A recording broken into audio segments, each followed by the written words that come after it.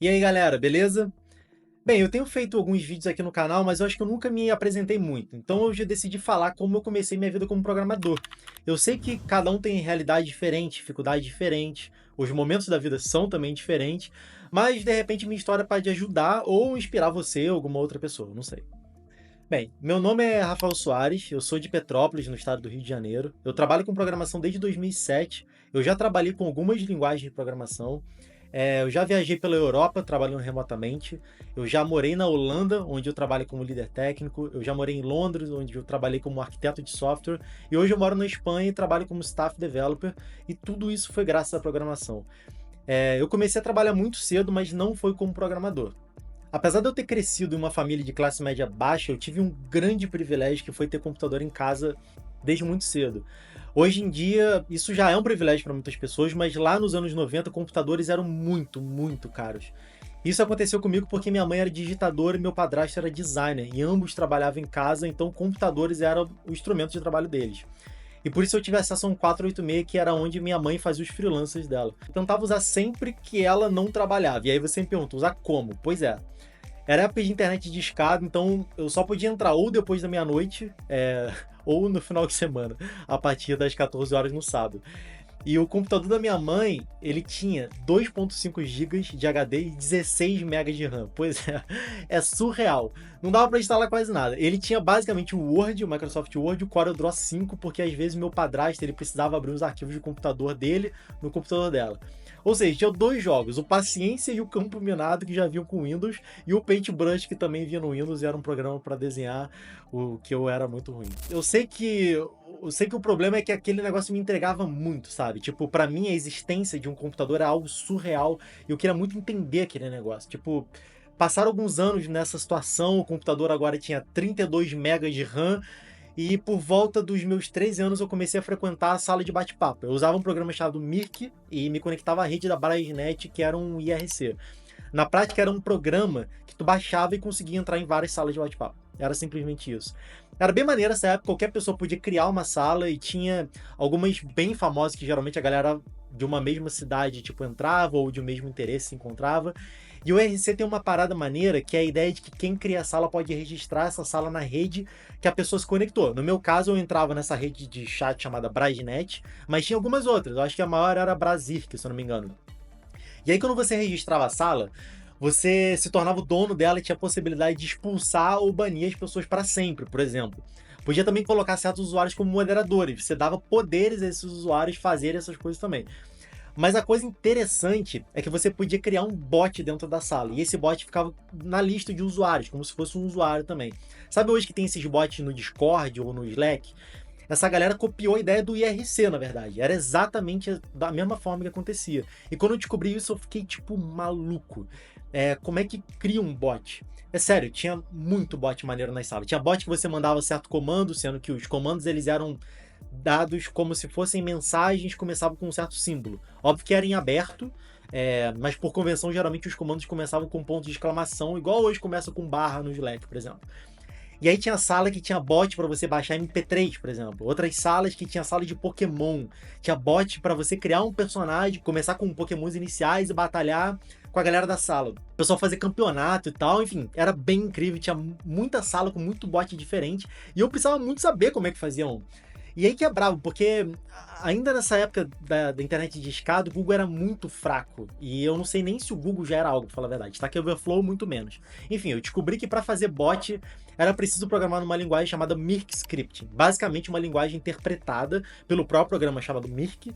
Você programava lá dentro mesmo, mas era muito estranha essa linguagem. Tinha uma forma de programar que não tem nada a ver com hoje em dia, mas como eu não conhecia nenhuma outra linguagem, então, enfim, tanto faz. Mas enfim, eu e um amigo meu, Daniel, a gente foi atrás de um material sobre essa linguagem e a gente achou um manual dessa linguagem chamado X-Bible, tudo junto, que é X-Bible, né?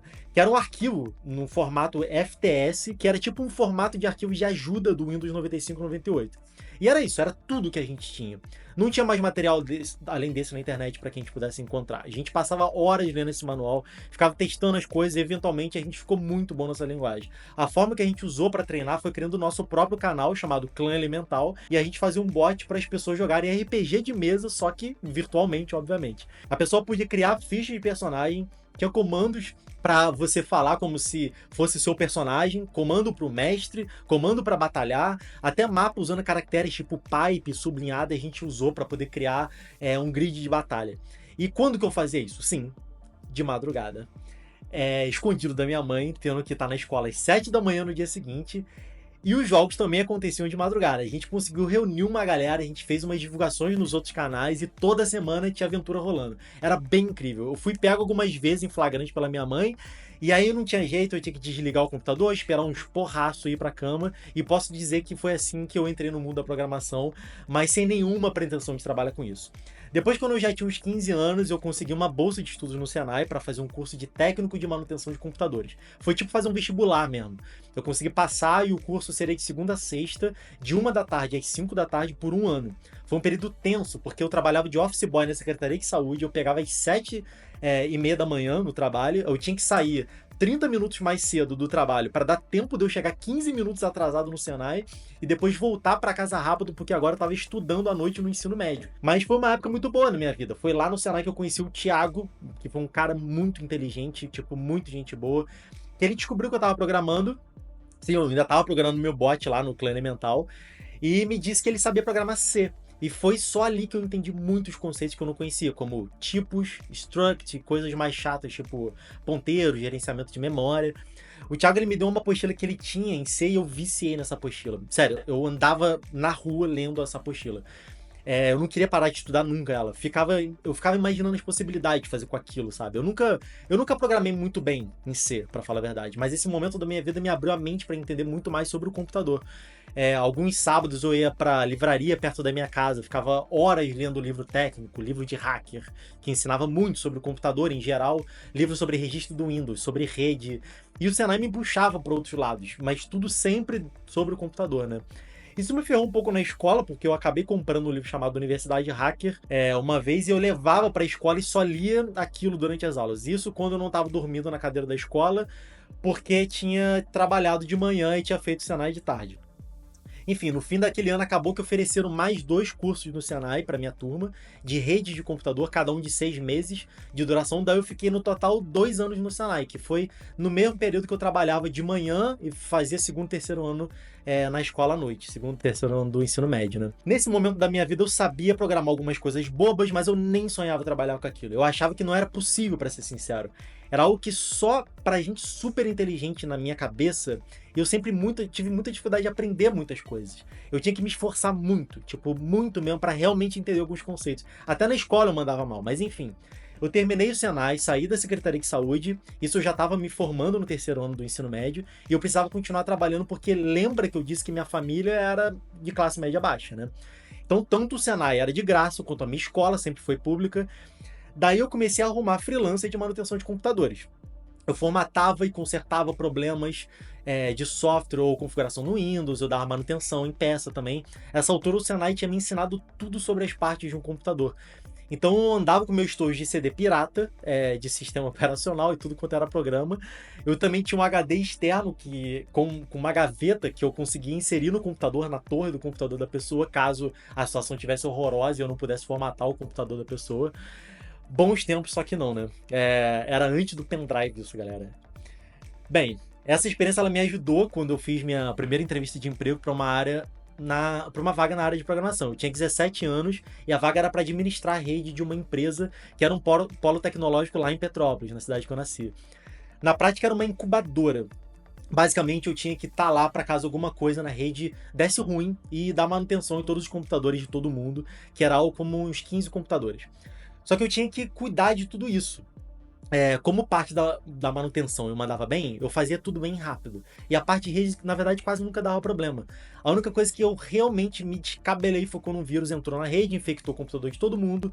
Eu passava antivírus na máquina de todo mundo e continuava dando problema. Mas enfim, o ponto é que em algum momento estava tudo sob controle e eu tinha bastante tempo livre. E o melhor, eu tinha uma sala só para mim. E era toda fechada essa sala. E foi daí que eu decidi usar esse tempo livre para poder estudar. Estudar o que, você me pergunta? Matemática, português, biologia, óbvio que não, né?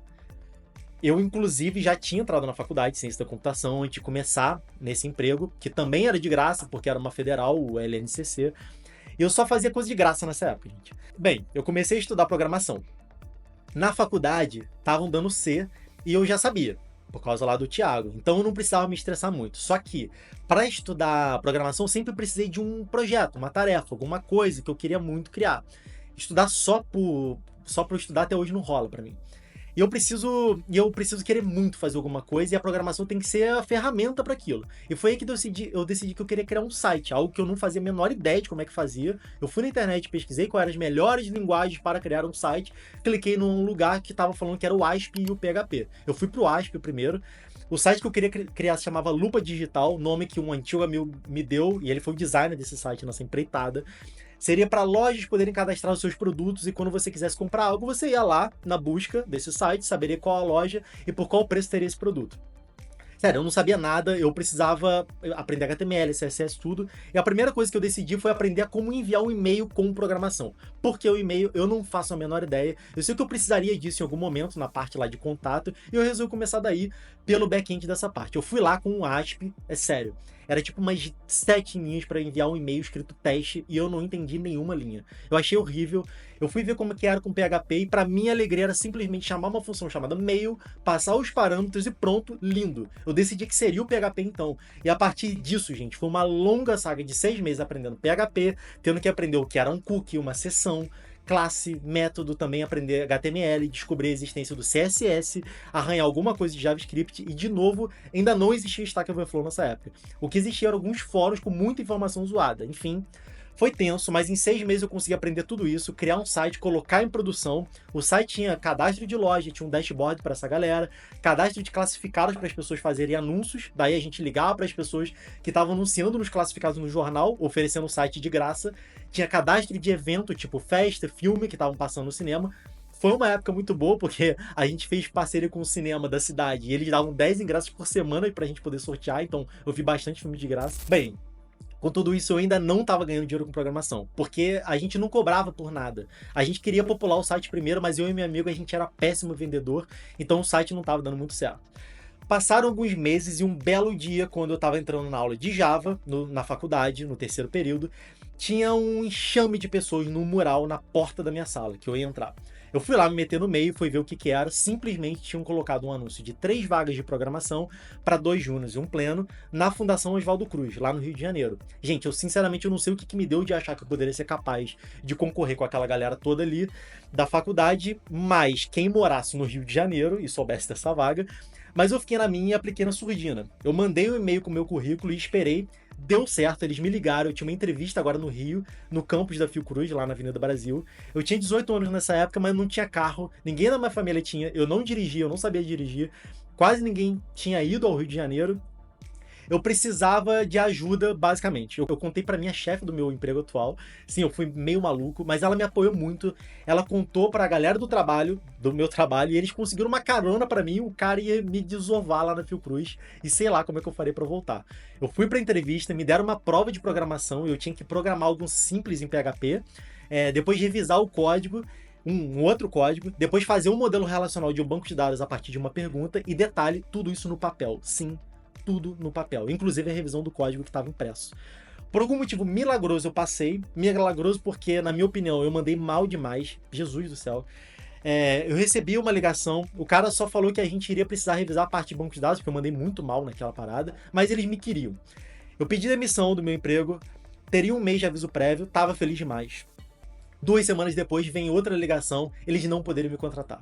Sim, a Fiocruz tinha uma exigência que era experiência prévia com programação. E eu não tinha nada de profissional nessa área. Eu já tinha. E sim, nessa altura eu já estava saindo do meu emprego atual. E aquilo foi um balde de água fria, foi simplesmente horrível. A gente ficou tentando pensar em todas as formas. Falei do Lupa Digital, aquele meu site. Eu falei que eu tinha dado manutenção no site dessa empresa que eu estava trabalhando como administrador da rede. Que era uma. O site, na verdade, ele era uma intranet. Era verdade. Mas a verdade mesmo é que eu tinha mexido muito pouco de curioso mesmo. Essa parte nem era parte do meu trabalho. Enfim, não dava, ele me disse. Sinto muito, mas é isso, não vai rolar. E foi nessa última alegação que eu falei, então, que eu já tinha pedido demissão e que eu não sabia o que fazer agora. Eu senti que ele ficou mal demais, mas não dava. Bem, eu comecei a procurar emprego, eu achei uma agência pequena que criava sites, eu fiz a entrevista, até teste de QI, tinha na parada, mas eu, por algum motivo, consegui passar. Foi muito doido porque essa agência acabou sendo meu primeiro emprego como programador, na verdade. Mas eu não tava tão animado mais, porque afinal, na minha mente, eu ia pra Fiocruz, sabe? Tipo, eu me lembro que quando eu fui fazer entrevista lá na Fiocruz, eu fiquei hipnotizado com o campus, galera. Era surreal, era lindo, gigante, era inacreditável que eu poderia trabalhar ali, e de repente foi tudo por água abaixo. Eu comecei a minha primeira semana nessa agência, numa segunda-feira, tava aprendendo as coisas ainda, quando na quinta-feira dessa mesma semana, eu recebo uma ligação no horário de trabalho, era o Alex, da Fiocruz, dizendo que ele conseguiu usar as coisas que eu tinha passado pra ele, de experiência pra galera lá, e deu certo, eu seria contratado.